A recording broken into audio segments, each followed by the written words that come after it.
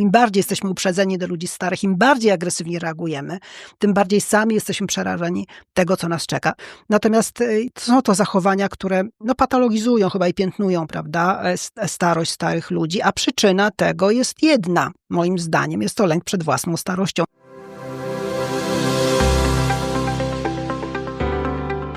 Zapraszamy do wysłuchania odcinków nowej serii podcastu Spotkania Biuletynu zatytułowanej Polonistyka zaangażowana. Polonistyka nie jest bezradnym przyglądaniem się światu. Daje narzędzia, by się w nim odnaleźć, pomóc go zrozumieć, zapobiec wykluczeniu i osamotnieniu. Taka jest polonistyka, którą chcemy pokazać poprzez nasz projekt. Polonistyka zaangażowana.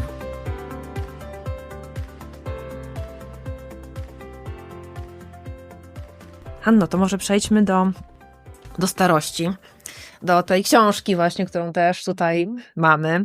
Właśnie to pole badawcze, przez które przeszłaś już parę lat temu, już liczyłyśmy z 10 chyba, to Aging Studies. Zainteresowałam się tym i mam takie wrażenie, że jak się pojawi jakieś słowo, prawda, pojęcie, nazwa, to człowiek zaczyna rozumieć, o rzeczywiście jest coś takiego. Nie dostrzegaliśmy tych zjawisk, dopóki ktoś tego nie nazwał.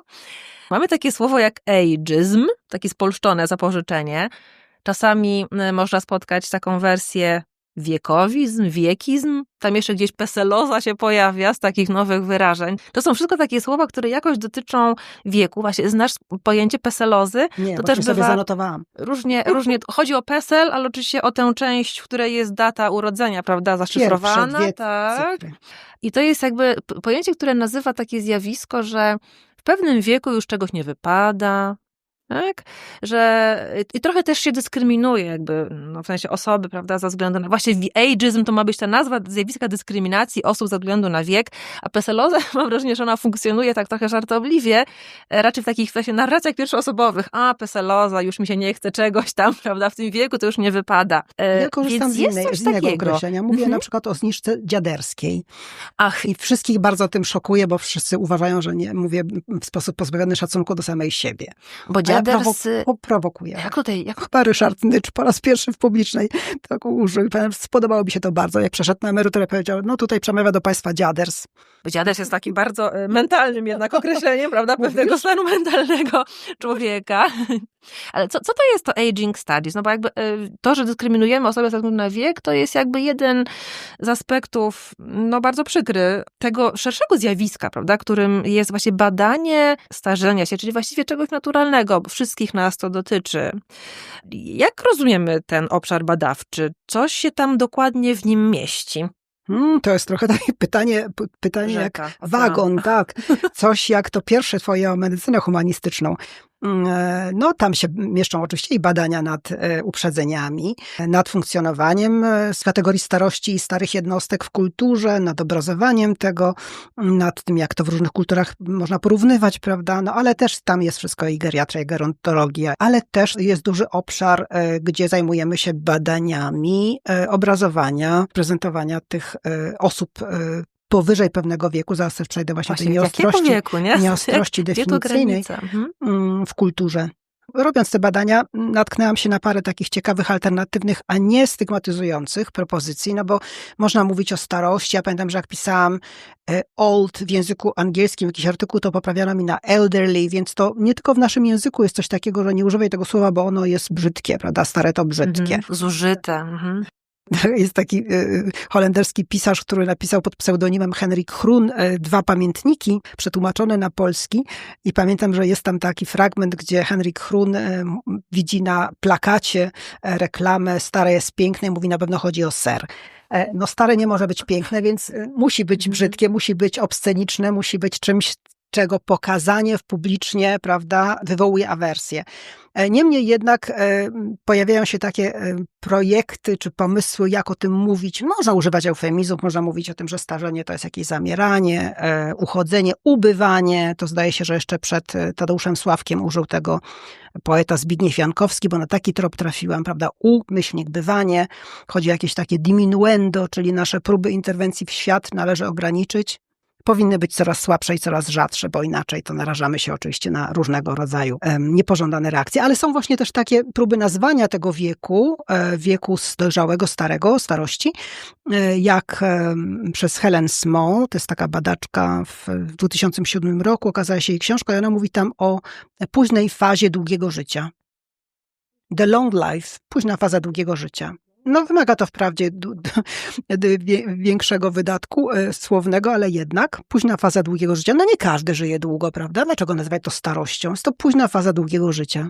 Jeżeli nazywamy kogoś starcem, starym dziadem, tak jak to właśnie ostatnio z czymś takim się spotkałam, no to mamy do czynienia już ze stygmatyzacją, ponieważ wybieramy jedną cechę, jak wiemy, prawda, z całego katalogu cech i sprawiamy, że ta osoba staje się nieludzka, nie w pełni ludzka, bo mówimy o niej nie jako człowieku, tylko jako starcu, prawda? I ten ageism, który wspomniałaś, to też jest słowo, które zawdzięczamy znowuż badaczom amerykańskim. To jest termin, który zaproponował Robert Butler. W języku polskim Roman Tokarczyk ten wiekowizm wprowadził. Ja nie słyszałam, nie widziałam, żeby to było stosowane, rzadko chyba. Ageism po prostu mówi. Ageism się mówi, tak, już spolszczona pisownia. Natomiast są to zachowania, które patologizują chyba i piętnują, prawda, starość starych ludzi, a przyczyna tego jest jedna, moim zdaniem. Jest to lęk przed własną starością. Im bardziej jesteśmy uprzedzeni do ludzi starych, im bardziej agresywnie reagujemy, tym bardziej sami jesteśmy przerażeni tego, co nas czeka. Przy dobrych oczywiście, prawda, w dobrych warunkach. Nie każdy doczeka późnej fazy długiego życia. Ale co do tego, że starość była postrzegana jako choroba, prawda, bo różnie z tym było w dziejach, to przyczyniły się do tego między innymi ustalenia Charcotta w jego tych leçons cliniques z końca XIX wieku. I dopiero w reakcji na to przyporządkowanie, prawda, starość równa się choroba, amerykański lekarz Ignaz Leon Ascher w 1911 roku podjął próbę oddzielenia starości od choroby, powołując do życia geriatrię. Ja zaczęłam poszukiwania, oczywiście przeczytałam wszystkie prace Philippa Arié i Jean-Pierre'a Bois, i Jean Ameriego, i naszego Przybylskiego Bazimową. No wszystko, co powstało na ten temat, starałam się naprawdę przeczytać, z niczego nie zrezygnować. Wreszcie ustaliłam, że taki przełom nastąpił, jeśli chodzi o pisanie o starości, o myślenie o starości, oczywiście dzięki Simone de Beauvoir. Państwo pewnie to już wiedzą, słuchając, rok 70. powstaje La Vieillesse, starość, u nas przetłumaczona w 2011 roku. I co mówi de Beauvoir w takich 3 punktach, prawda? Przede wszystkim odwraca myślenie typowe dla stoików, to de Senectute od Cycerona po dzisiejszego niemalże Norberta Bobbia. Starość była piękna, bo łączona z wiedzą i władzą, prawda? Czas takiej kulminacji, osiągnięcia szczytu swoich życiowych możliwości, ale kto osiąga w tym czasie taki szczyt, prawda? Odnosiło się to, jak stwierdza de Beauvoir, do męskich elit społecznych. Elit męskich, prawda? Męskich elit społecznych. Jak to jest w przypadku kobiet? Ona mówi najpierw o wszystkich starzejących się osobach, że ma miejsce coś takiego jak kryzys tożsamości w starości, prawda? Ja zauważam, że nie jestem już tym, kim byłam, nie jestem tym, kim byłem i nie wiem, czym zastąpić swój wcześniejszy wizerunek. Ja się nie identyfikuję z tym, czym się stałam dzisiaj, prawda? Kim jest ta kobieta, która spogląda na mnie z lustra? To ogólnie, prawda? Czy mężczyzna, który spogląda na mnie z lustra? Ale jeśli chodzi o kobiety szczególnie, zainteresowana była nimi oczywiście de Beauvoir, powiedziała, że tak, nie spotkałam kobiety, która by z przyjemnością myślała o starości. A wynika to nie z tego, że one się starzeją, my się starzejemy gorzej, tylko wynika to z tego, że kobietę zrównuje się z wyglądem, a mężczyznę z mądrością. Czy słyszałaś kiedyś, żeby mówiono o pięknej staruszce? Nie, urocza starsza pani, prawda? Tymczasem niektórzy piękni starcy budzą zachwyt. Rodzaj męski nie pada łupem starości. Nikt nie wymaga od nich świeżości, słodyczy, wdzięku, tylko i siły, prawda, przebojowości, inteligencji zdobywcy. O takim podwójnym standardzie starzenia też Susan Sontag, prawda, właśnie, ale ona to 2 lata po de Beauvoirce zrobiła i konstatowałam, odczytując na nowo ten jej The Double Standard of Aging, który nie jest przetłumaczony, chyba że jest, popraw mnie, bo widziałam tylko fragmenty w Znaku i to w listopadowym wydaniu 2023, także my nadal jesteśmy zapóźnieni z tym okropnie. To tłumaczenie chyba. Nie ma w całości polskiego przekładu tego eseju o podwójnym standardzie starzenia, ale ona tam bardzo dużo właśnie chyba, wydaje mi się, powtarza po de Beauvoirce. jest to body shaming, prawda, czyli wstyd ciała, wstyd pokazywania tego starego ciała, ikonoklazm, można pokazywać twarze i ciała starych mężczyzn. Natomiast starego kobiecego ciała w przeciwieństwie do męskiego nie można, zgodnie z powszechnym mniemaniem, pokazywać, oferować, odsłaniać. Może to być w ubraniu, przebraniu, no ale nawet wtedy ludzie, patrząc na taką kobietę, będą czuli się nieswojo na myśl, że mogliby zobaczyć coś strasznego, gdyby ta kobieta zrzuciła maskę lub ubranie, prawda? Więc nawet taki ikonoklast, który obejmuje w ogóle kobietę, nawet nie jej ciało. Nie można jej pokazywać w ogóle. Te lata 70. jednak swoje zrobiły, prawda? Te eseje Simone de Beauvoir i Susan Sontag i wydaje się, że do czegoś się przyczyniły. No ja postanowiłam nie iść tym torem ani tej starości idealizowanej, prawda, dlatego, że to jest ten wiek konsumowania owoców swojego dorobku, prawda, osiąga się szczyt możliwości i tak dalej. Nie iść też tą ścieżką oznaczoną przez de Beauvoir, która odwróciła tę wielowiekową tradycję i patrzy na starość jako na czas wcale nie kulminacji, ale takiego ograniczenia wolności jednostki, zwłaszcza kobiety.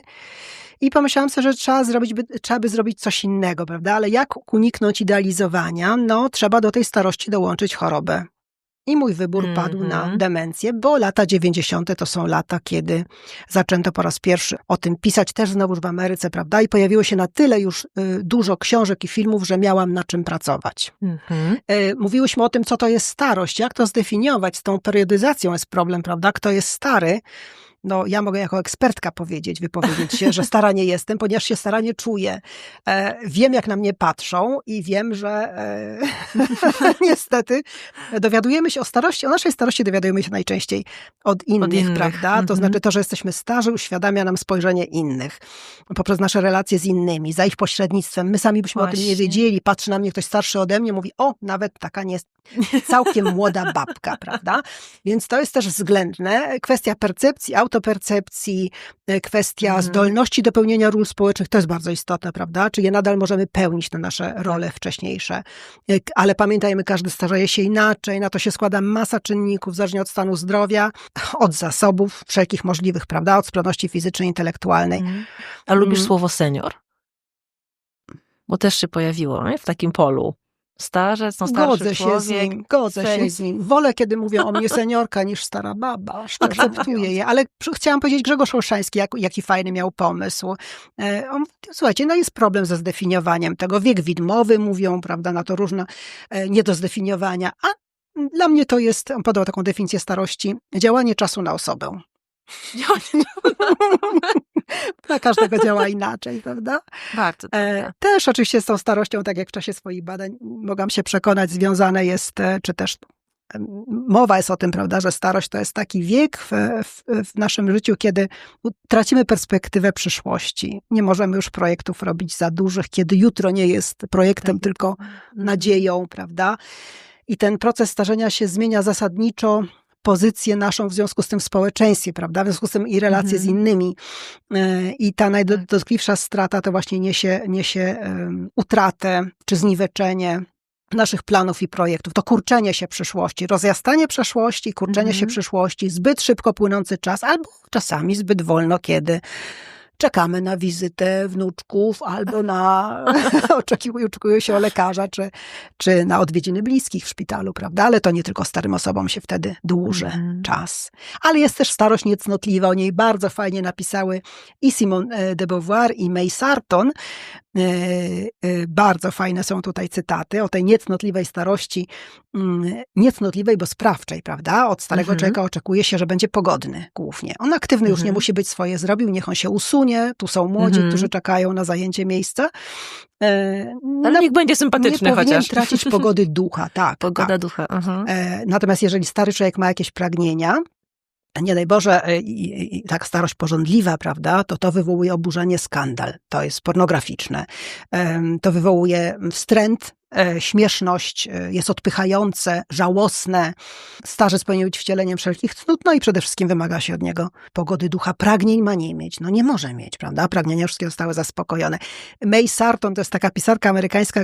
W 73 roku ukazała się jej książka. Głównie ja się nią zajmowałam jako opowieścią o domu starców. Okropna rzecz. As We Are Now. Sytuacja, w której się teraz znajdujemy. Powiedzmy, można tak to przetłumaczyć. I ona tam pisze między innymi właśnie o tych takich niecnotliwych, prawda, prawda? Jeszcze po żądaniach starych ludzi. I pisze, że starzy ludzie z ogromną łatwością się zakochują. No i wiemy o tym, prawda? Na pewno każdy z nas miał z czymś takim do czynienia, kiedy umiera mąż czy żona i nagle pojawia się nowy partner czy nowa partnerka. Ojciec, prawda? Z jakąś panią, mama z jakimś panem. Żarty o ciechocinku, prawda?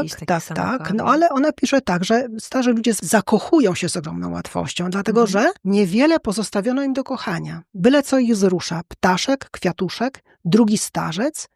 Słuchaj, wypisałam sobie cytat kapitalny. Nic dziwnego, że starzy mężczyźni zakochują się w swoich opiekunkach. Kiedyś myślałam o tym z pogardą. Stare dzieci, stare dogadające sobie dzieci. Teraz rozumiem, że oferując im ożenek, pragną odwdzięczyć się za czas, troskliwą opiekę, oddając wszystko, co jeszcze mają. Siebie. No to wszystko, co jeszcze mają, to poza sobą jeszcze coś i tu jest, prawda? A o starszych kobietach coś w tym jest? Bo tutaj o starszych panach było więcej. O starszych panach niestety, tak. No to de Beauvoir pisze o kobietach, które takie jeszcze mają marzenia i fantazje. To pomyślenie o starości jako o chorobie, o którym mówiłaś, to było takie na serio myślenie, to nie były jakieś żarty. Tak, nie. No właśnie. A tu w tej peselozie, o której wspomniałam, przecież w budowie tego słowa jest, prawda, ukryty ten kawałek oza, tak jak w innych nazwach chorób, skolioza, bolerioza i tak dalej. I peseloza też jest rozumiana, tylko trochę ironicznie, jako taka właśnie choroba, przypadłość, gdzie, no właśnie, ze względu na wiek pewnych rzeczy ktoś nie robi, bo właśnie, to jest takie też niedookreślone, bo co, bo nie wypada, albo myśli właśnie, że mu się już ta perspektywa przyszłości trochę skurczyła, że w tym wieku to już nie to, ma nie robić się kłopotu. Tak? Ale czasami też komuś coś strzyknie w kręgosłupie, o, peseloza mi się odzywa. To jest takie ogólnie nawiązania do... No to jest szalenie stygmatyzujące, prawda? Bardzo. Dlaczego ja mam być wykorzystywana do czyichś dolegliwości młodego człowieka, który nie ćwiczy? No niech ćwiczy. Tak. Ale przecież on właśnie robi krzywdę tym, którzy niby mają wiek tam bardziej zaawansowany, ale wcale się tak nie czują i ich nic nie strzyka, prawda? Tak jak tego młodego człowieka. No właśnie, bo te cienie starości są bardzo różne i tutaj w książce zwróciłaś uwagę na chorobę otępienną, na chorobę Alzheimera, demencję, która jakoś tak w takim potocznym rozumieniu bardzo jest chyba związana właśnie ze starością, prawda? Nam się wydaje, że no to jest coś, co no dopada starszych ludzi, wiadomo, prawda? Tam babcia już nie pamięta i tak dalej, i tak dalej. I właśnie tej chorobie poświęciłaś uwagę. Może coś o niej opowiedzmy. To jest taka tajemnicza choroba. Co ona w sobie ma takiego, że no właśnie zainteresowała ciebie? Jaki jest jej odbiór społeczno-kulturowy? Jaki ona ma taki potencjał też metaforyczny, nie? Żeby nazywać właśnie jakieś takie zjawiska, które odbieramy w jakiś specyficzny sposób? Co z tą demencją? Powiedziałaś o tym, że tutaj coś mi strzyknęło o peseloza. No, często mówi się tak, jak zapominamy klucze, prawda? Zostają klucze w zamku, demencja. No, albo Alzheimer się odzywa. Tak samo stygmatyzujące reakcje, ale my się wtedy, prawda, zbywamy to chichotem. Ja też tak mówię i też tak robię. No, tak mamy, prawda, że posługujemy się tymi chorobami jako figurami do opisu innych sytuacji, jakichś naszych słabostek. Ale jak powiedziała Susan Sontag, przejdziemy jeszcze za chwilkę, no nie należy tak robić, bo pomyśl sobie, jak czuje się wtedy osoba, która jest tym dotknięta, albo bliska tej osoby, prawda? Córka czy syn, która się opiekuje i która traci matkę, matka już go czy jej nie poznaje. Tak.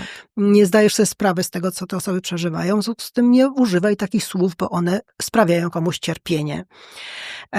Ja przede wszystkim takie zastrzeżenie chciałam zrobić, że wprawdzie wybrałam tę chorobę, demencję Alzheimera, otępienie alzheimerowskie, prawda, jako przykład, taki case study, studium przypadku, który by pozwolił mi nie idealizować starości. Wybrałam sobie ją, ale zastrzegłam od razu, bo widziałam, że taka jest praktyka autorów książek i filmów, którymi się zajmowałam, że bardzo często odmiana tej demencji nie jest definiowana, nie jest podawana i nie są przestrzegane podziały na różne odmiany choroby. Czyli z punktu widzenia jakby lekarza, który to ogląda, będzie, no zobacz, no błąd, no to nie jest tak, a ta odmiana demencji tak się nie objawia, to nie, to jest nie. W związku z tym jakby jest to całkowita, pełna fikcjonalizacja, prawda, i często nakładanie się na siebie różnych objawów, różnych odmian chorób otępiennych, ale Alzheimer pojawia się najczęściej dlatego, że jest najczęstszą odmianą demencji. Jest odmiana wczesnego początku, ten early onset, prawda, i pojawia się w związku z tym w mojej książce taki termin, który też oczywiście Amerykanie zaproponowali, ADRD, skrót to jest Alzheimer's Alzheimer's disease and related dementias, czyli Alzheimer i powiązane choroby otępienne. I to ADRD nam rozwiązuje problem, prawda? Ponieważ autorzy, pisarze, autorzy filmów nie przestrzegają tych podziałów, nie mówią, z czym mamy do czynienia, to tutaj ten skrót nam sprawę rozwiązuje.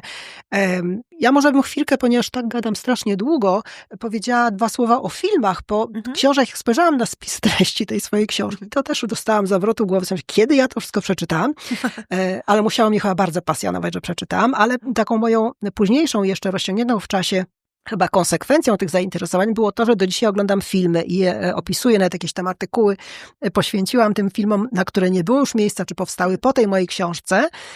I chciałam jakby spojrzeć na to, bo tu jest mi prościej, prawda? Jakieś takie tendencje, jakieś ogólne trendy w tych filmach wytypować, wyznaczyć, oznaczyć, jeśli chodzi o opowieści o demencji.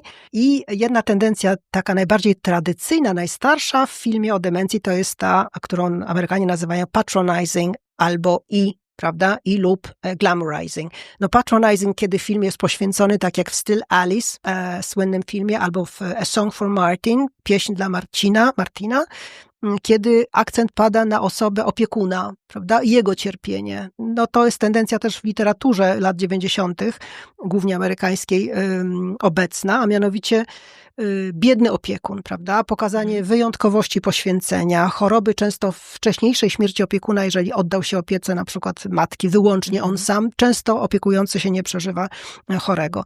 To akcent właśnie padający na opiekuna, jego cierpienie i poświęcenie przy okazji, prawda, powoduje, że ten chory jest pouczany, że ten chory jest gdzieś odsuwany w cień.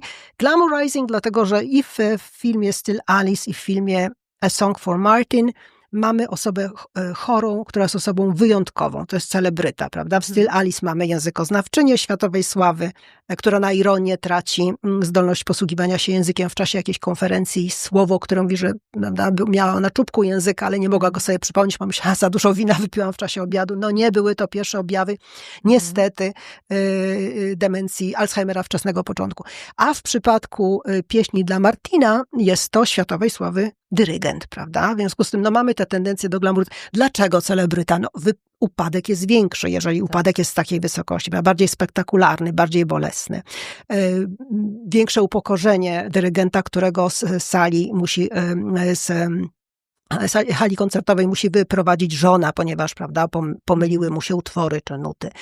Więc my się sami czujemy zawstydzeni, kiedy oglądamy tę scenę. Kolejny trend drugi to jest bardzo typowy, to jest takie, nazwałabym to wydarzenie przekształcające, prawda? Ten termin, który Milchman i Rosenberg zaproponowali w odniesieniu do Shoah. Demencja w rodzinie zmienia wszystkich, prawda, nie tylko chorego. No i tutaj mamy 2 filmy, Away from Her i The Savages. I w tych 2 filmach faktycznie widzimy bardzo głębokie przemiany w różnych kierunkach. To niekoniecznie jest happy end, prawda? Ale ta choroba jest w stanie przeorać życie wszystkich członków rodziny. No i wreszcie wyjątek, jak szukałem jakichś nowych trendów, i to już jest poza moją książeczką, bo to są nowe rzeczy, a mianowicie technika googli demencyjnych, tak się to nazywa, Dementia Googles. W filmie, który dostał chyba Oscara za to, gra w nim Anthony Hopkins, The Father, ojciec. Zeller, Francuz, najpierw zrobił sztukę teatralną, ponieważ jest reżyserem teatralnym, a potem sam na podstawie swojej sztuki zrealizował film. No, cast oczywiście jest top cast, bo mamy tam Olivię Colman w roli córki, ale nie ona jedyna, za chwilę do tego przejdę, i mamy Anthony Hopkinsa. Dlaczego ta technika googli demencyjnych, prawda? Ktoś, krytyk filmowy raczej miał inny termin tutaj na myśli i mówił, cytował Kurosawę, prawda? I takie pokazywanie zdarzeń od strony mordercy, od strony tego villain, prawda? I nigdy się nie dowiemy, jak naprawdę było, bo przecież nie powie nam prawdy. I tutaj znowuż nam widzom zakładane są te demencyjne google i razem z bohaterem ulegamy dezorientacji, prawda? Widzimy, że metamorfozie ulega wnętrze domu i zmieniają się osoby, które odgrywają te same role. W związku z tym, tak jakbyśmy patrzyli z głowy, prawda, z wnętrza bohatera chorego. 2 różne, czy 3 różne nawet aktorki grają córkę, prawda? My już nie wiemy, kto jest kto, bo nagle wchodzi osoba, której wcześniej nie widzieliśmy i widzimy zdumienie. Anthony również nazywa się tak bohater, jak Anthony Hopkins. Widzimy zdumienie na twarzy Anthony. Mówi, to ty, Ann? Co ty wyprawiasz? Czy ty to robisz specjalnie? Ja oszaleję od tego. Czyli widz czuje się, jak można odbierać, prawda? Dosłownie ciarki nas przechodzą na samą myśl pomyśl, jak przeżywa się taką dezorientację, kiedy do końca nie wiemy właśnie, czy to jest moja córka, czy nie. To przecież jest obca osoba. Albo czy ten facet, który siedzi w salonie, w kapciach i czyta gazetę, to naprawdę jest mój zięć, co pan tutaj robi, prawda? Wystrój kuchni, który się zmienia. Czy to jest mój dom, czy nie? Czy ja jestem w domu? Do końca się tego nie dowiadujemy. Ta dezorientacja pozostaje z nami. Nie poznamy prawdziwej, prawda, sytuacji. Jakkolwiek bardzo oryginalny i poruszający jest ten film i faktycznie ma taki potencjał pokazywania, jak może być przeżywana, jak przeżywa tę demencję chory, to nadal, muszę się czegoś uczepić, prawda? Ten film pokazuje demencję jako stratę.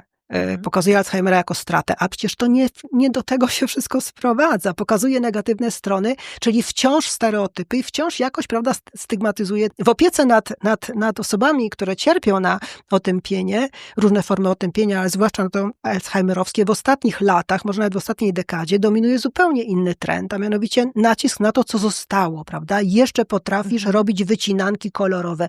Cieszymy się z tego, wszyscy robimy z tobą te wycinanki kolorowe.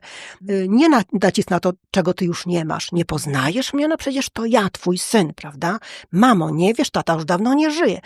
Tych rzeczy się nie robi, nie mówi, mam nadzieję, że to w takiej podstawowej wiedzy, bagażu wiedzy osób, które mają kogoś chorego w rodzinie już funkcjonuje, ale jest jeszcze jedna piękna rzecz, o której chciałam powiedzieć, jeśli chodzi o teksty o demencji, a mianowicie graphic novel, a propos tej graphic medicine, jest coś, co pokazało się w 2013 roku. Nie przyniosłam tego ze sobą, korzystałam z egzemplarza bibliotecznego. Alzheimer, skrzyżowanie słowa Alicja z Alzheimerem. Alzheimer's through the Looking Glass. Oczywiście historia Alicji w Krainie Czarów wykorzystana tutaj. Alice to jest prawdziwe imię matki tej rysowniczki, autorki powieści graficznej. Idea książki jest podporządkowana takiej zasadzie przejścia na drugą stronę mostu, jaki można przerzucić między światem zdrowych a chorych. To jest zresztą pomysł Arno Geigera w Starym Królu na Wygnaniu, prawda? On podjął taką decyzję, żeby zamieszkać w krainie urojeń ojca, żeby go nie oddzielać, prawda? Żeby nie mówić za każdym razem, tato, przecież ty nie widzisz tego, ty widzisz co innego. Tak, tata widzi to, ja też to widzę. I tutaj mamy ten sam pomysł zrealizowany w formacie powieści graficznej. Taką nawracającą scenę mamy, która to obrazuje, kiedy matce chorej na Alzheimera, którą opiekuje się nasza autorka i narratorka, tej chorej Alice, pokazuje się jej zmarły mąż, Dave. I nagle Dave, który gdzieś siedzi na drzewie, na gałęzi i wyciąga ku niej ramiona. I ona krzyczy, ta Alice chora, krzyczy do swojej córki, patrz, Dave na drzewie. No i zgadnijcie państwo, jaka mogłaby być reakcja córki, prawda? Reakcja większości osób, co ty, mamo, nie wiesz, że tata nie żyje. No jakie drzewo. Tak. Reakcja córki. Nie chodzi tylko o reakcję córki wobec matki, ale w ogóle o jej takie wątpliwości, czy ojca tam naprawdę nie ma, czy umysł matki nie ma dostępu metafizycznie do jakiejś innej rzeczywistości, której my nie widzimy, uszanowanie tego stanu, a przede wszystkim jest fantastyczna reakcja, zamiast zwiększać cierpienie matki, przywoływać ją do rzeczywistości zdrowych, mówiąc, tata nie żyje, co musiałaby powtarzać wielokrotnie, bo przecież on się pokazuje, ten Dave na drzewie cały czas i musiałaby tą matkę cały czas ranić i mówiąc jej, prawda, nie ma taty, to ona mówi na to cool, świetnie, fajnie. I jest z matką, prawda, stoi z matką, obejmuje ją i wpatrują się w to drzewo, z którego Dave wyciąga do nich ramiona. W związku z tym potwierdzać, utwierdzać, uspokajać, prawda, nie powtarzać ciągle tata nie żyje, ponieważ to cierpienie z powodu wiadomości nowej, po raz pierwszy, prawda, osoba, która cierpi na demencję, nie zatrzyma tej informacji w pamięci, nie zachowa, będzie ponawiane. To taka szkoła empatii, nie? Takie wejście jakby w tę perspektywę, w ten sposób postrzegania tej osoby chorej, zrezygnowanie z siebie, nie? Z tego, co ja zakładam. Szalenie trudne. Szalenie trudne. Ale wspaniale, że o tym mówisz, bo to może komuś to pomoże, komuś się to przyda jako jakaś wskazówka. To mnie poruszyło, bo rzeczywiście ile razy można mówić chorej mamie, że tata nie żyje i za każdym razem jakby wymuszać na niej przeżycie wstrząsu, prawda, w związku z tą wiadomością, a to po prostu wystarczy odpuścić, prawda, ale jakby wyobrazić sobie, że ten Dave tam faktycznie jest na tym drzewie, popatrzmy na niego razem, nie? Albo dopytać nawet, i co on ci powiedział ostatnio, prawda? Tak. To jest takie wejście w tą historię, w ten sposób postrzegania. Ona dokładnie tak reaguje, bo dalej jest chyba mowa o tych posiłkach wspólnie przygotowywanych z ojcem, rozwija się cała historia, matka nagle odzyskuje jakiś, prawda, jakąś, no nie mówię, że arterię, ale jakąś ścieżkę pamięci i coś tam z ich przeszłości zaczyna opowiadać, także to działa na nią, na jej emocje. Wiadomo, że dobre emocje poprawiają nasz dobrostan, również pamięć, tak? Stres, pamięć niszczy. Oczywiście, bo tutaj była mowa o filmach. Ja się zastanawiam, czy tak samo takie strategie dałoby się zastosować właśnie w powieści, w tej powieści alzheimerowskiej, właśnie jaką narrację wybrać, bo chyba rzeczywiście najbardziej oczywista jest taka narracja opiekuna, prawda? Tak. Najczęściej dziecka. Najbardziej powszechne. Najbardziej powszechna. A gdybyśmy, no właśnie sobie wyobrazili taką sytuację, że oto chory pisze, prawda, no to trudno jakby potraktować to na serio, uwierzyć temu, prawda, no bo tak jeżeli wiemy, że, no nie wyobrażam sobie, chory pisze powieść, prawda, swoje wspomnienia, to chyba nie... Jest taki przypadek, wiesz, jest jeden. Thomas de Baggio, to był facet, który był dziennikarzem, zajmował się chyba ogrodnictwem, pisał o różnych odmianach roślin i jak zachorował na właśnie wczesną odmianę tego Alzheimera, przez jakiś czas jeszcze prawdopodobnie mógł coś pisać, ale to bardzo szybko postępowało.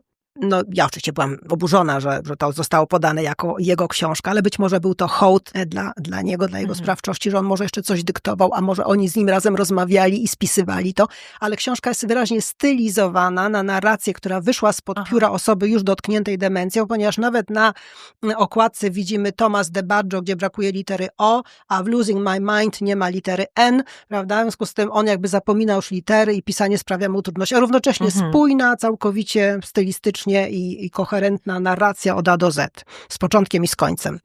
W filmie Pieśń dla Martina, Martin próbuje jeszcze komponować, ma umowę na koncert, prawda? Musi, już nie pamiętam, cóż to było za wielkie wydarzenie, bardzo ważne. I on oczywiście siedzi tam, udaje, że siedzi, no stara się coś komponować i w pewnym momencie żona sprawdza, ponieważ no nie wierzy, że on jeszcze jest w stanie i widzi takie straszne gryzmoły, prawda, jakieś. Wygląda to strasznie. Jest to jedna z dotkliwszych scen tego filmu, chyba jeszcze gorsza niż ta scena, w której on w jakiejś restauracji zaczyna, zamiast pójść do toalety, zaczyna korzystać z pisuaru, którym jest donica z kwiatami. To właściwie jest niemalże zabawne, prawda? No, napoły upokarzające, ale ta scena jest straszna, straszna. Nie jest w stanie komponować. Te gryzmoły, które widzimy na pustej kartce, która mówi, słuchaj, skończyłem, wrzucaj do koperty, wysyłaj temu impresario. Ją coś tknęło, zatrzymuje samochód, wyciąga z koperty i widzi, co tam w tej kopercie jest. Ojejku. A mamy jakieś przykłady polskich powieści alzheimerowskich? No mamy, prawda? Ale i tam chyba dominuje jednak ta narracja opiekuna, prawda? Tak, nie znam innych, szczerze mówiąc. Opowiadanie Fusy Magdy Tulli, nie wiem, czy czytałaś, ze zbioru Włoskie Szpilki. W tym opowiadanku jest rzecz niebywała, a mianowicie ona korzysta z takich tradycyjnych, właśnie już pewnie ostatecznie przechodzimy powolutku do tego tematu również i metafor, korzysta z takich tradycyjnych tropów, żeby o tej demencji mówić, pisać, myśleć, a równocześnie jakoś się odwraca, bo tutaj narratorka opisuje demencję matki, gdzie na demencję matki nakłada się oczywiście przeszłość. Wiadomo, że traumatyczna przeszłość większe szanse daje osobie straumatyzowanej na różne choroby, właściwie na wszystkie choroby.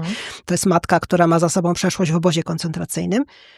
I narratorka opisuje demencję matki, posługując się tymi metaforami naprawdę stosowanymi powszechnie do wszystkich możliwych chorób, katastrofa naturalna, prawda, działania wojenne. Ale przesuwa akcenty, także przekształca te obrazy starcia zbrojnego, takiego jak o nich mówi, czy o nich myśli Zontag, i sięgając do tej wojennej metafory, robi z tym co innego, prawda? I obserwujemy nie batalię, nie akcent nie pada na samą batalię, tylko na krajobraz po bitwie. I tak wygląda moja matka dzisiaj, prawda? To są zgliszcza, zniszczenia, opadający kurz, ale co ciekawe, to co z niej zostało. Prawda? Te zgliszcza matki to jest moja mama dzisiaj.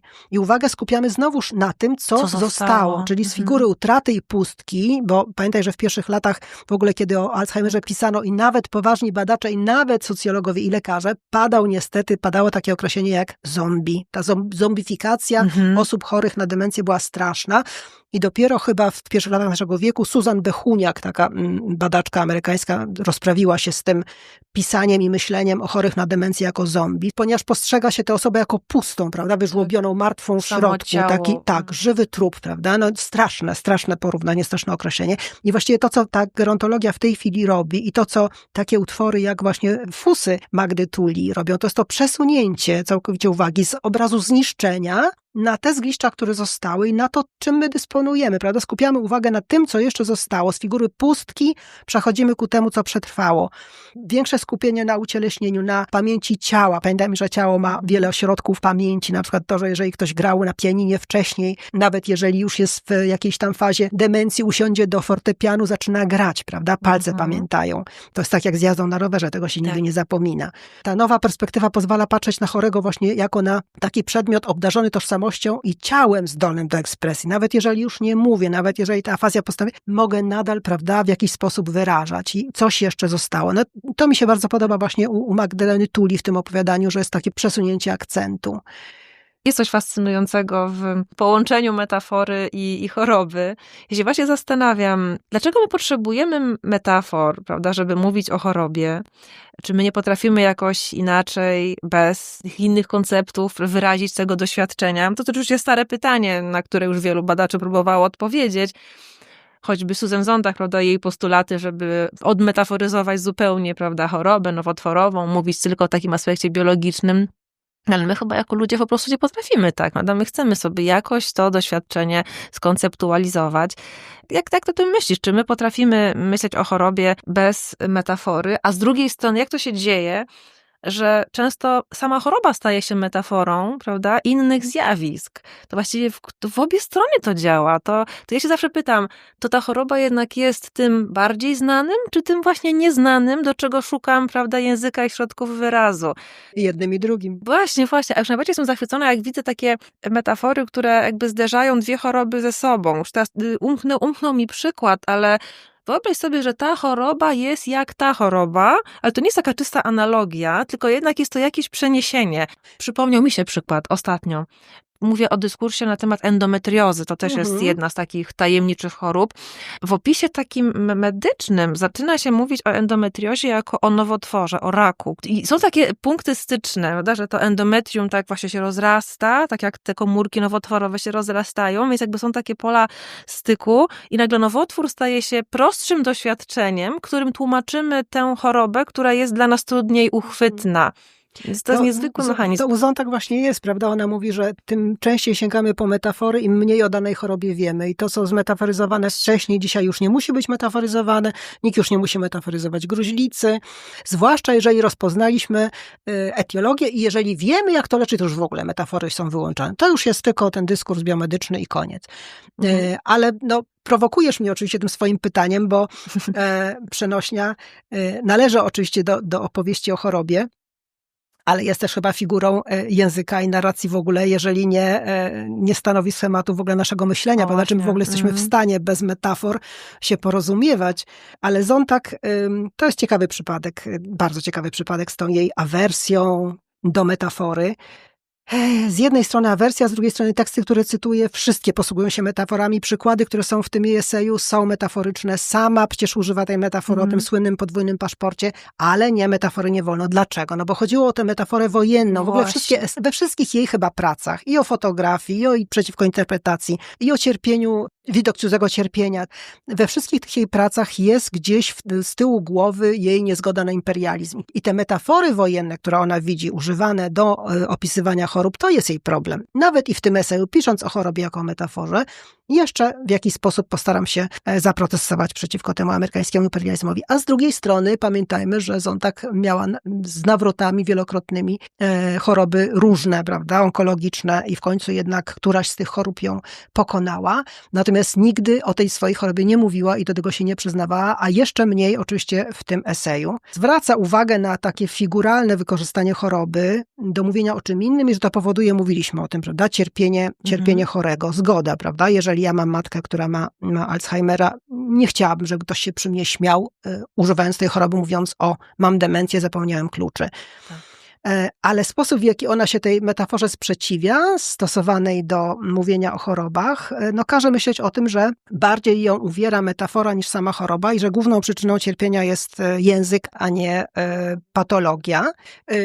Wiele osób się z tym oczywiście nie zgadzało, z tym takim, bo jeżeli zrezygnujemy z metafor całkowicie, zostaje nam tylko i wyłącznie, jak to powiedział Brojard, czy Brojard, prawda, zapis czy język Hemingwaya.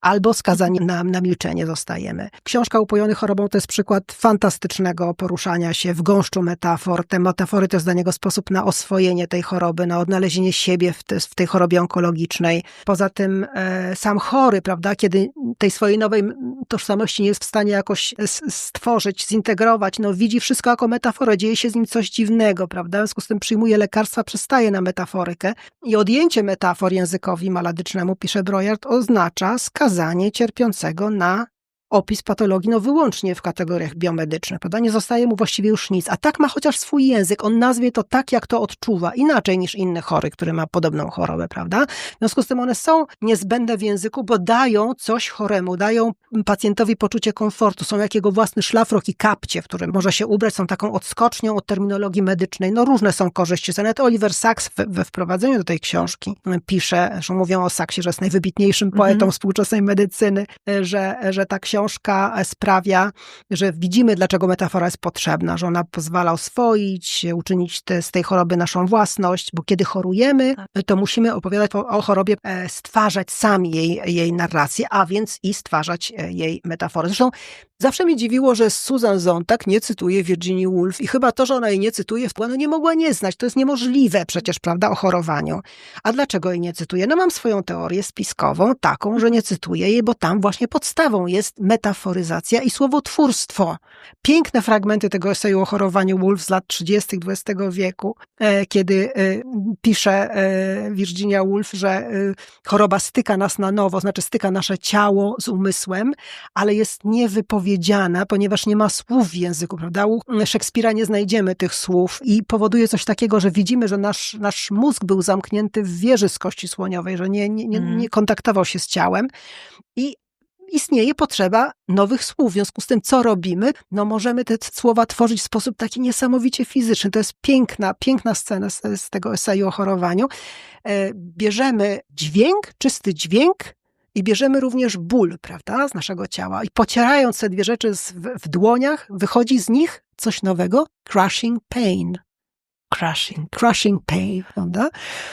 No to jest cała musiała ją przemilczeć. Sontag, nie pojawiła się żadne nawiązanie w jej, ani w tym późniejszym, o metaforach AIDS też nie ma nawiązania do Woolf, więc wyraźnie tutaj te metafory miały być zablokowane. No ale mnie chodziło o co innego, kiedy zajmowałam się właśnie z demencją i metaforami demencji, bo na to też przyszedł czas, to pomyślałam sobie, że jak się wczytałam w Sontag, że ona miesza bieguny metafor w ten sposób, że nie uznaje za istotne, żeby powiedzieć, dobrze, tutaj mamy tę domenę źródłową, a tu docelową, tutaj powiedzmy choroba jest nośnikiem czegoś, a tutaj używamy innych, prawda, jakichś figur do określenia demencji. Dla niej te bieguny są zamienne, domena źródłowa, domena docelowa jedno i to samo. No ale przecież jednym i tym samym nie są i czy postawimy chorobę na jednym czy na drugim biegunie, to otrzymamy inny wynik, prawda? Zależnie od tego, czy choroba jest źródłem do opisania innych zjawisk, które chorobą nie są, czy też jest celem do opisania i do zdefiniowania. I zaczęłam sobie szukać i gromadzić te przypadki, kiedy demencja raz lokuje się na jednym, raz na drugim biegunie. Korzystałam tam z takiej teorii Maxa Blacka, prawda, o interakcyjnej teorii metafory, że sposób, w jaki korzystamy z różnych figur i z różnych odniesień nie jest obojętny i to, do czego wykorzystaliśmy i kategorie opisu i kategorie właśnie tych metafor nie pozostają już sobą po tym spotkaniu, prawda? I obie są aktywne. Obie są aktywne, tak. I szukałam takich metafor, tylko do tego się ograniczę, bo jest ich oczywiście mnóstwo. Jest i podróż, jest i katastrofa, jest i epidemia, wszystko, co możemy sobie wyobrazić. Anne Hunsaker-Hawkins, autorka terminu patografia, zwróciła, to mnie zaciekawiło, uwagę na to, że w opisywaniu chorób bardzo często pojawiają się takie tropy, które wcześniej występowały we wcześniejszych wiekach w tekstach sakralnych, czy w jakichś takich, prawda, opisach doświadczeń religijnych, na dowód na to, że te struktury już w opowiadaniach nie występują i czymś musiały być zastąpione. W związku z tym tutaj i ta podróż, i ta walka, prawda, która była typowa dla wcześniejszych sakralnych jakichś opowieści, pojawiają się w opowieściach o chorobie. Więc mamy wojnę, mamy walkę, mamy podróż morską, mamy wszystko, co można sobie wyobrazić w różnych tekstach o demencji, ale mamy też taką, powiedzmy, specyficzną, prawda, figurę do opisu, do opisu demencji, a mianowicie Topos śniegu. O, Piękna rzecz. W mojej książce są przykłady tych tekstów, gdzie śnieg jakieś topnienie, tak, tego śniegu jest wykorzystane? Padający śnieg, który pada tak gęsto i tak długo, że ucisza wszystko. Widać, wszystko jest takie nieskalane, prawda? I teraz tak, pierwsze skojarzenie na przykładzie tego śniegu, myślę o książce Bernleffa, jedna z wcześniejszych, jak nie pierwsza w ogóle powieść o demencji. Holenderski autor Jan Bernlef, przetłumaczona na polski jako Niewdzięczna pamięć. Na przykładzie tej powieści o niewdzięcznej pamięci Bernleffa z 1984 roku można zobaczyć, jak działa ten mechanizm interakcyjny Maxa Blacka, prawda? Czyli z domeny docelowej wybrano te cechy, które zakładają uczucie pustki i zimna. Prawda? No, ktoś, kto pomyślał, że użyje śniegu do opisu demencji, to pomyślał sobie, tak, demencja to właśnie ta figura zombie, prawda? Czyli pustka, zimno, zamarzanie, ubywanie, zamieranie. No to śnieg, to lód, prawda? I stąd prawdopodobnie zrodził się pomysł, by, próbując wyobrazić sobie, co dzieje się w głowie osoby cierpiącej na chorobę otępienną, sięgnąć po figurę śniegu. Ale śnieg zarazem, to jest moje skojarzenie, moje z dzieciństwa, kiedy śnieg jeszcze był. Tylko popatrz, jak się ta metafora zestarzała. Jak dzisiaj wytłumaczyć młodym, co to jest śnieg? Zarazem... Oj, no właśnie. Zwłaszcza tym, którzy w mieście mieszkają. Tak, ale śnieg zarazem przy udziale innych swoich cech, takich jak czystość, nieskazitelność, cisza, którą wywołuje, kiedy pada, tak? I padający śnieg, wszystko ucisza, może kierować naszą uwagę na inne tory, prawda? Czyli wcale nie pustka i zamieranie i zamarzanie, tylko może sugerować inne doświadczenie choroby otępiennej, na przykład spokój, ukojenie bólu, lęku, uciszenie, wypełnienie. Wypełnienie. Dlaczego pustka? Śnieg padający, nawet w jednych z tych opowiadań jest mowa o tym, śnieg padał we wnętrzu mojej głowy. No to chyba u Bernleffa jest taka scena. Więc jesteśmy na antypodach. Jeżeli przyjmiemy taką interpretację tej figury tutaj śniegu do opisu doświadczenia demencji, to jesteśmy właśnie na antypodach tej zombifikacji niechcianej, prawda? Tej stygmatyzacji chorego, że to jest ktoś, kto jest w środku wydrążony, że to jest żywy trup. I na antypodach też innych takich, prawda, no, stygmatyzujących, powiedzmy, figur jak epidemia, czy jak Alzheimer może być zakaźny, epidemia, czyli jakieś tam katastrofy naturalne. Także bardzo mnie urzekł właśnie ten śnieg, który pojawia się w bardzo wielu opowieściach o demencji. Ale nie w polskich, tak? Nie w polskojęzycznych.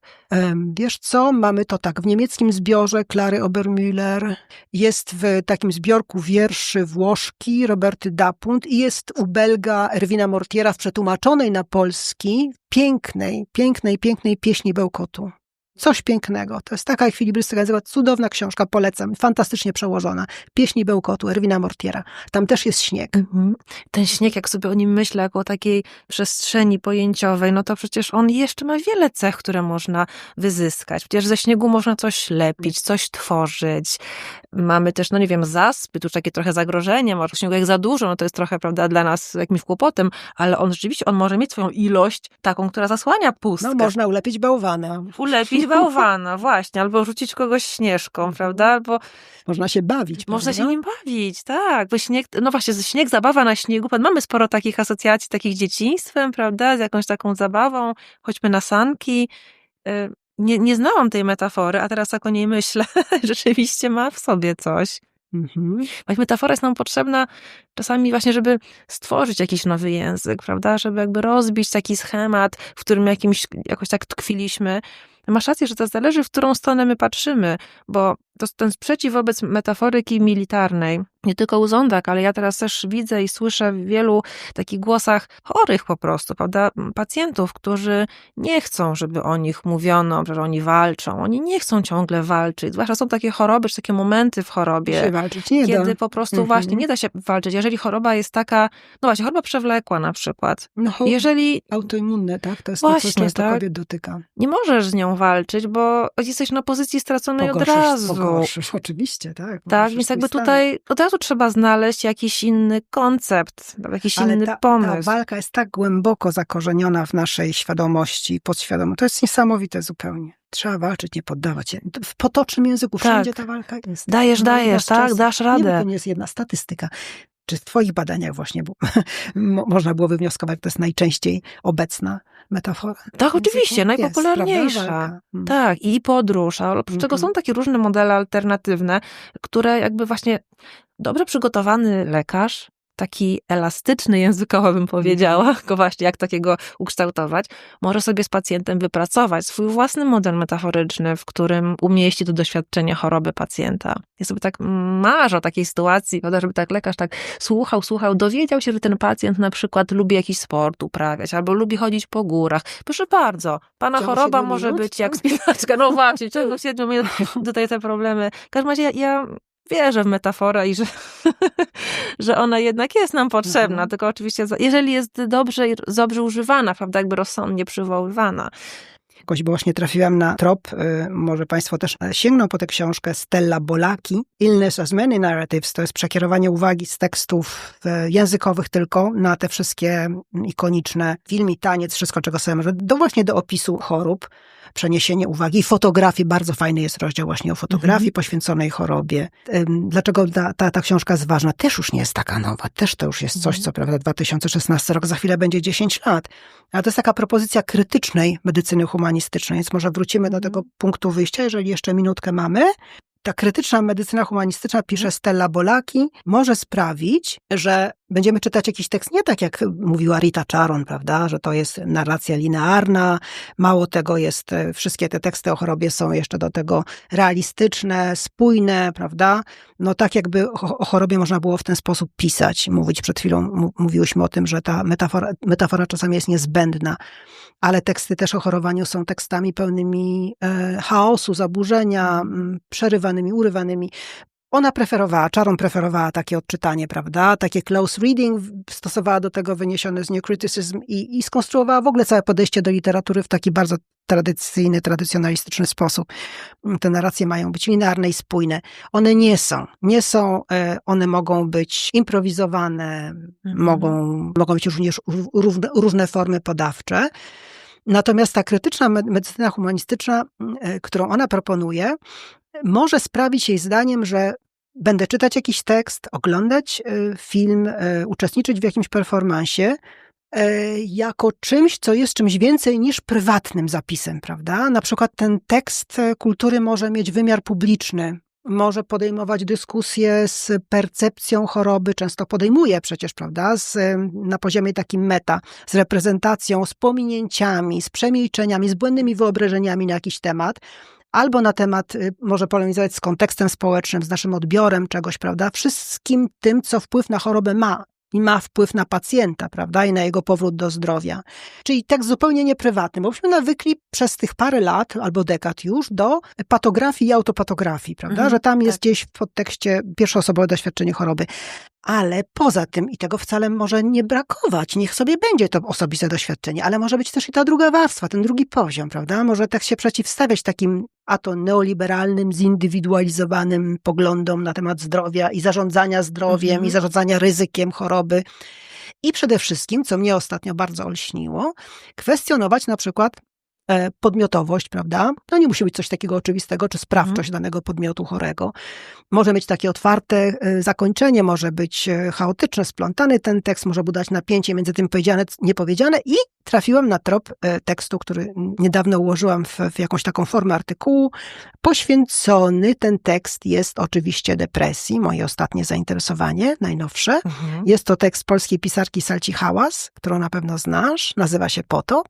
I ten tekst, idealnie nadaje się do zobrazowania tej krytycznej, prawda, medycyny humanistycznej, czy medycyny narracyjnej, ale już w tym swoim wydaniu krytycznym, ponieważ tam pierwsze, z czego rezygnuje autorka, to jest główna zdobycz medycyny narracyjnej, a mianowicie uprawomocnienie i takie podkreślenie, prawda, dowartościowanie głosu chorego, że on przemawia w swoim imieniu, prawda, cierpi na depresję, ale proszę bardzo, zapisuje kolejne fazy. Tutaj mamy bohaterkę, która milczy, parę kwestii tylko pada przez nią wypowiedzianych, cała reszta tej narracji jest powierzona prostym babom z sąsiedztwa. Pytanie, dlaczego rezygnujemy z tej wielkiej zdobyczy, prawda, medycyny narracyjnej? Dlaczego nie jest głos chorego dowartościowany?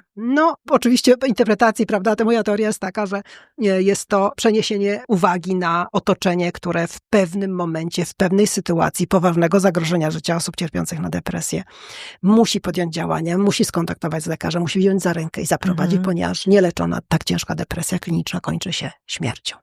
W związku z tym proste baby z sąsiedztwa mają do odegrania wielką rolę. To na tym bym zakończyła.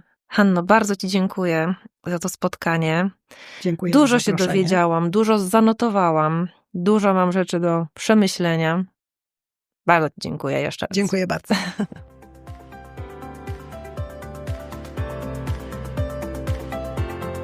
Serię podcastów Polonistyka zaangażowana zrealizowano w ramach projektu Polonistyka wobec wyzwań współczesnego świata. Dofinansowano ze środków budżetu państwa w ramach programu Ministra Edukacji i Nauki pod nazwą Nauka dla Społeczeństwa 2. Numer projektu podano w opisie. Zapraszamy do wysłuchania kolejnych odcinków dostępnych na platformach Spreaker, Spotify i YouTube oraz w internetowym biuletynie polonistycznym. Do usłyszenia.